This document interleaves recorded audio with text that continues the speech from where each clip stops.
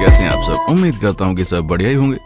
दोस्तों, आज का ये वीडियो बहुत ही खास होने वाला है क्योंकि आज के इस वीडियो में हम आपको इतिहास के कुछ ऐसे फैशन ट्रेंड्स के बारे में बताएंगे जिसे जानकर आप हैरान रह जाएंगे। भैया, आपका दिमाग घूम जाएगा। कहते हैं कि जमाना बदल रहा है और उसके साथ ही फैशन की दुनिया में हर रोज नए नए रंग देखने को मिलते हैं। वर्तमान में फटी जीन्स का ट्रेंड जहाँ एक लोगों के तबके को बहुत भाता है, वहीं दूसरे तबके के लोग इस अजीब तरह के फैशन ट्रेंड को समझते हैं। लेकिन वेट, अगर आप ये समझते हैं कि आज का फैशन बहुत अजीब व गरीब हो गया तो जरा रुक जाइए दोस्तों।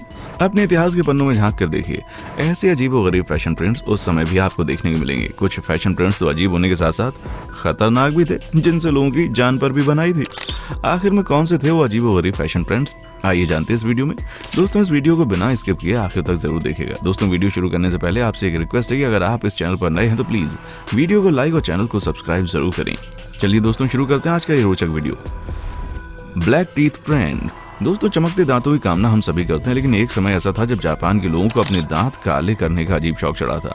अपने सफेद दांतों को काला करने की प्रक्रिया को ओहागुरो कहते थे। ये उस समय जापान में महिलाओं के बीच में बहुत ज्यादा पॉपुलर हुआ करता था। दांतों को काला रंग देने के लिए महिलाएं आयरन से बना काला रस पीती थीं। इस रस में दालचीनी और दूसरे मसालों को भी मिक्स किया जाता था। कहते हैं कि जापानी महिलाएं इस काले दांत के लुक के लिए अपने चेहरे को पाउडर से बिल्कुल सफेद कर लेती थीं, जिससे उनके काले दांत अच्छी तरह दिखाई देने लगते थे। मध्य 18वीं शताब्दी में इस काम को बैन कर दिया गया था। The Hubble skirt. साल 1910 में महिलाएं एक ऐसी ड्रेस यानी हबल स्कर्ट को पहना करती थीं। इस स्कर्ट को पहनकर वो ठीक से चल भी नहीं पाती थीं। दरअसल इस स्कर्ट में नीचे रस्सियों का प्रयोग होता था, जिसकी वजह से इन्हें पहनकर महिलाएं बेहद धीरे और छोटे छोटे कदम ही चल पाती थीं। इसे बनाने का आइडिया फ्रांस के डिजाइनर पॉल टॉयरेट को आया था। कहते हैं कि इसे बनाने का विचार उन्हें तब आया जब राइट बंधुओं को प्लेन में सबसे पहले एक महिला सवार हुई, ताकि महिला के कपड़े उड़े नहीं, इसके लिए उन्हें रस्सियों से बांध दिया गया। लिहाजा कहते हैं कि यहीं से पॉल को हबल स्कर्ट बनाने का आइडिया आया। ये बहुत ही असुविधाजनक पोशाक थी, लेकिन फिर भी महिलाओं में इसे लेकर क्रेज था। कहा जाता है कि इससे कई महिलाओं की मौत हो गई थी। खैर, पहले विश्व युद्ध की शुरुआत के साथ ही हबल स्कर्ट का ट्रेंड धीरे धीरे खत्म हो गया। क्रॉक प्लेटफॉर्म शूज। दोस्तों, आजकल तो प्लेटफॉर्म काफी ज्यादा पॉपुलर है, लेकिन क्या आप जानते हैं कि प्लेटफॉर्म हील सबसे पहले चोपिन के रूप में बाजार में आई थी। चोपिन ऐसे फुटवेयर थे जिन्हें पहनकर महिलाओं का कद तो ऊंचा दिखने लगता था, लेकिन इन्हें पहनकर चलना बहुत ही मुश्किल भरा काम था। 16वीं शताब्दी में स्पेन और इटली के चोपिन मशहूर होना शुरू हुए थे। इसे पहनकर महिलाएं अपने कद के अलावा अपनी लंबे लंबे ड्रेसेस को भी जमीन से टकराने से बचाती थीं। इससे पहनकर चलना बहुत ज्यादा मुश्किल होता था। कहते हैं कि इसके लिए महिलाओं को अपने साथ एक नौकर भी रखना पड़ता था। भाई कमाल थे, ऐसे ऐसे फैशन आज में होते तो फिर क्या होता। Foot binding. चीन के सम्राट ली यू के शासनकाल के दौरान फुट बाइंडिंग फैशन बहुत ज्यादा चला करता था। 970 ईस्वी में कहा जाता है कि राजा की सबसे प्रिय पत्नी याओ नियांग ने अपने पैरों को चंद्रमा के आकार में बांधा और राजा के सामने अपने पैर के अंगूठों के सहारे डांस किया, जिसके बाद राजा की बाकी पत्नियों ने भी राजा को खुश करने के लिए इस तरह की नकल की और उसके बाद धीरे धीरे फैशन ट्रेंड बन गया। साउथ चीन में ये उच्च समाज और धन के प्रतीक के तौर पर देखा जाने लगा। पैर मोड़ने की इस प्रक्रिया में पैरों की हड्डियों को तोड़कर उन्हें आकार दिया जाता था। इस प्रक्रिया में मुश्किलें थीं। इसे करते समय संक्रमण, गैंग्रीन और कई तरह की विकलांगता भी हो जाती थी। बाद में चीन में इस प्रक्रिया पर प्रतिबंध लगा दिया गया। क्रिनोलाइन्स। 19वीं शताब्दी के मध्य में हुप स्कर्ट को क्रिनोलाइन कहा जाता है। ये लंबी और घुमावदार हुआ करती थी। इन्हें ज्यादा चौड़ा और मोटा बनाने के लिए कपड़े की बहुत सारी लेयर को एक साथ सजाया जाता था। लेयर्स को गोल आकार में रखने के लिए इसमें स्टील या लकड़ी की हुप लगाए जाते थे, जिसके बाद ये स्कर्ट बनकर तैयार होती थी। और ये इतनी ज्यादा लंबी और चौड़ी होती थी कि एक समय में एक कमरे में सिर्फ 3-4 महिलाएं आ पाती थीं। कहते हैं कि इन्हें पहनना बहुत ही मुश्किल हुआ करता था। ये इतने ज्यादा चौड़े होते थे कि इन्हें पहनकर महिलाएं किसी वाहन में बैठकर सफर करने के बारे में सोच भी नहीं सकती थीं। ये कॉटन और लिनन के फैब्रिक से बनी होती थी, जिसे आग जल्दी पकड़ने का खतरा होता था। इसके बहुत महंगे होने की वजह से इसे अमीर घर की औरतें पहना करती थीं। इस स्कर्ट को पहनकर बहुत सी दुर्घटनाओं का भी सामना करना पड़ता था। इससे जुड़ा ये किस्सा है कि साल 1863 में चिली की राजधानी सैंटियागो के एक चर्च में आग लग गई, जिसमें 2 से 3 हजार लोगों के मरने की खबर आई थी। कहते हैं कि उस चर्च में आग लगने की वजह से अफरा तफरी मच गई थी और क्रिनोलाइन ड्रेस इतनी ज्यादा बड़ी थी कि ज्यादातर महिलाओं का दरवाजे से बाहर निकलना मुश्किल हो गया था और ये वहीं पर फंस गईं। इस घटना के बाद इसके चलन को बंद कर दिया गया। एलमटेड स्कुल। सेंट्रल अमेरिका में पहली बार जब लंबे आकार की इंसानी खोपड़ी पाई गई तो हर कोई इसे एलियन से जोड़कर देखने लगा, क्योंकि फिल्मी पर्दे पर दिखाई जाने वाले एलियन से इसकी बनावट काफी ज्यादा मिलती जुलती थी। हालांकि शोधकर्ताओं के अनुसार इस खोपड़ी का एलियन से दूर दूर तक कोई लेना देना नहीं था। उनके अनुसार इतिहास में माया और उनके जैसी इंसानी सभ्यताओं के लोग छोटी उम्र में ही अपने बच्चों के सर को एक कपड़े से कसकर बांध देते थे ताकि सिर का साइज लंबा होने लगे। लेकिन सोचने वाली बात यह है कि ऐसा ये लोग क्यों करते थे। तो हम आपको बता दें, उस समय लंबे सर को आप उनका फैशन ट्रेंड्स कह सकते हैं और साथ ही साथ स्टेटस सिंबल भी, क्योंकि इस प्रकार के लंबी खोपड़ी वाले शख्स को उनके कबीले में एक खास व्यक्ति समझा जाता था। लेकिन ये बात सच भी है कि इस बात का शोधकर्ताओं के पास कोई पुख्ता सबूत नहीं है, यानी कि वो लोग अपनी खोपड़ी कैसे और क्यों लंबी करते थे, ये आज भी एक पहेली बना हुआ है। Longer nails. अगर आप ऐतिहासिक चीन के महिलाओं को देखेंगे तो सबसे पहले आपके नज़र उनके अजीब व गरीब कपड़ों पर जाएगी। हालांकि उनके कपड़ों के अलावा जो चीज़ आपको सबसे ज़्यादा अजीब लगेगी वो है उनके नाखून।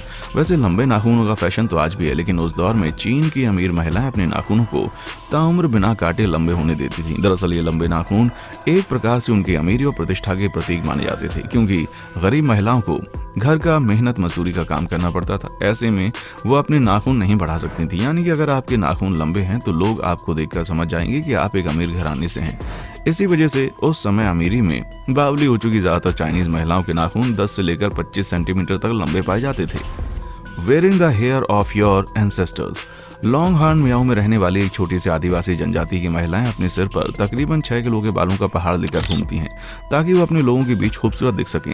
हालांकि बालों का ये पहाड़ उनके खुद के सर की खेती नहीं होती, बल्कि ये उनके बाल पूर्वजों के होते हैं। पीढ़ी दर पीढ़ी वो अपने बाल से अपने बच्चों को देते हैं, जिन्हें बांधने के लिए एक लकड़ी की डंडी का इस्तेमाल साथ ही साथ उनका भी इस्तेमाल होता है, और फिर ये सर पर बालों से बने सींग की तरह दिखने लगते हैं।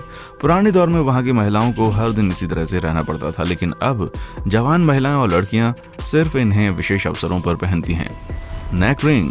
दोस्तों, बर्मा के कायन लोग लंबी गर्दन होने को सुंदरता का प्रतीक मानते हैं, इसलिए वहाँ की महिलाएं लंबी गर्दन करने के लिए गले में छल्ले पहनती हैं। इसके लिए उनके गले पर इतना ज़्यादा दबाव पड़ता है कि धीरे धीरे उनकी गर्दन काफ़ी हद तक लंबी हो जाती है। इन छल्लों को पहनना बहुत ही दर्दनाक होता है, साथ ही इसे पहनने से महिलाओं का गला हमेशा के लिए वही आकार ले लेता है। अब तो वैसे इन महिलाओं ने इनको पहनना बहुत कम कर दिया, लेकिन इन्हें देखने के लिए लोग बर्मा जाया करते हैं और इन महिलाओं के साथ फोटो क्लिक कराते हैं। बताते चलें, छल्ले पहनने वाली ये महिलाएं जिराफ वुमन के नाम से बहुत ज़्यादा मशहूर हैं। लेकिन दोस्तों, इस बात को समझना थोड़ा मुश्किल है कि लंबी गर्दन होना आखिर फैशन कैसे हो सकता है। कुछ लोग कहते हैं कि पुराने दौर में शेर जैसे शिकारी जानवरों से गर्दन का बचाव करने के लिए इस प्रकार के नेकलेस का उपयोग शुरू हुआ था। वहाँ कुछ की माने तो कबीलों में अपहरणकर्ता के डर से महिलाओं ने अपनी गर्दन को लंबा करना शुरू किया था, ताकि खतरे को वो दूर से ही देख सकें। खैर, वजह चाहे जो भी रही हो, इसकी वजह से गर्दन की हड्डियों और मांसपेशियों पर बहुत ज़्यादा बुरा प्रभाव पड़ता है। लेकिन इसके बावजूद ये महिलाएं इस अनोखे फैशन को आज भी अपने दैनिक जीवन का हिस्सा बनाए हुए हैं। कॉर्सेट। दोस्तों, पतली कमर होना आज के लिए भी एक फैशन ट्रेंड है, जिसके लिए लोग कुछ भी करके अपना पेट को कम करते हैं और कॉर्सेट से बांधते हैं। लेकिन 16वीं शताब्दी के लोग पतली कमर के इस पागलपन को नेक्स्ट लेवल पर लेकर उस समय कुछ यूरोपियन देशों में महिलाओं की कमर पर कॉर्सेट इतना ज़्यादा टाइट बांधा जाता था कि उनकी बॉडी एक गुड़िया की तरह दिखने लगती थी। इसकी ट्रेंड की वजह से लड़कियों के इंटरनल ऑर्गन पर बहुत बुरा प्रभाव पड़ता था। वो कई तरह की बीमारियों का शिकार हो सकती थी और कई मामलों में तो कसकर बांधे गए कॉर्सेट से उनकी अंतड़ियां तक टूट जाती थीं। ऐसा नहीं है कि इतिहास में लोग कॉर्सेट से जुड़ी इन बीमारियों से अनजान थे, पर सबको जानते हुए भी वो अपनी लड़कियों के पेट पर महज 12 साल की उम्र में ही कॉर्सेट बांधना शुरू कर देते थे। कॉर्सेट का ये फैशन इतना ज़्यादा खतरनाक था कि साल 1860 के दौरान पेरिस के एक अखबार में खबर आई कि इसे बांधने से एक लड़की की अंतड़ियां टूटकर हड्डी लीवर में जाकर घुस गईं और उसकी मौत हो गई। आपको बता दें कि अब भी कुछ महिलाएं खास मौकों पर कॉर्सेट पहनती हैं, हालांकि ये उतना ज़्यादा टाइट नहीं होता जितना कि पहले हुआ करता था। तो दोस्तों, आज के लिए बस इतना ही। आपको हमारा आज की एपिसोड कैसा लगा हमें कमेंट सेक्शन में आकर बताएं, और साथ ही साथ हमको ये भी बताएं कि आप और कौन कौन से टॉपिक्स ऐसे हैं जिनके ऊपर हमारे से वीडियोस चाहते हैं।